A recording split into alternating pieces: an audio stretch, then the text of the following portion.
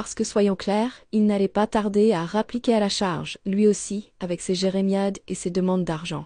Trop tard, les amis. Le robinet est fermé. Définitivement. Alors, qu'est-ce qui s'est passé après? Le silence. Un silence de mort dans le groupe WhatsApp. Un silence assourdissant sur mon téléphone. Un silence curieusement libérateur. Au début, j'avoue, j'étais un peu angoissée. Coupable même, malgré tout.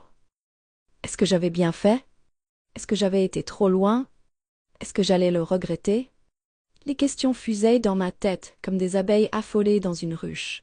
Et puis, petit à petit, le calme est revenu. La tempête émotionnelle s'est apaisée.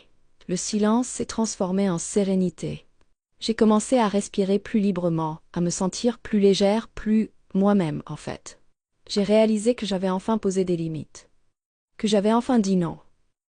Que j'avais enfin choisi de me protéger, de penser à moi, de me faire passer en premier. Et ça, les amis, c'était une sensation incroyable. Une sensation de puissance, de liberté, de soulagement immense. J'ai passé le reste de la journée à me faire plaisir. Je suis allée me promener dans mon parc préféré, j'ai pris un café en terrasse, j'ai feuilleté des magazines, j'ai écouté de la musique. Des petites choses simples, mais qui avaient un goût de victoire, de revanche sur la vie. Le soir, j'ai dormi comme un bébé. Pour la première fois depuis des mois, peut-être des années, j'ai eu un sommeil profond, paisible, sans cauchemar, sans angoisse. Je me suis réveillée fraîche et disposée, avec l'impression d'avoir enfin tourné une page, d'avoir enfin commencé un nouveau chapitre de ma vie. Bien sûr, je sais que l'histoire n'est pas finie. Je sais que ma mère ne va pas en rester là. Je sais qu'elle va essayer de me raconter, de me faire culpabiliser, de me manipuler. Mais cette fois, je suis prête. Je suis armée. Je suis blindée. Je sais ce que je veux et ce que je ne veux plus.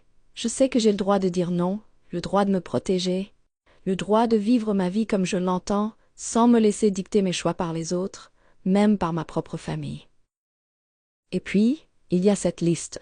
C'est 30 000 euros. Mine de rien, ça fait du bien de mettre les chiffres en face des yeux.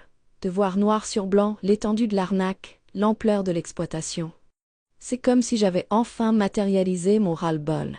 Comme si j'avais transformé ma colère en quelque chose de concret, de tangible, de libérateur, en fin de compte. Alors oui, ma mère m'a traité d'égoïste. Et alors? Peut-être que oui, je suis égoïste. Peut-être qu'il était temps que je le devienne un peu. Peut-être qu'il était temps que je pense à moi, que je me préserve, que je me respecte. Parce que si je ne le fais pas, qui le fera? En tout cas, une chose est sûre. Je ne regrette rien. Absolument rien.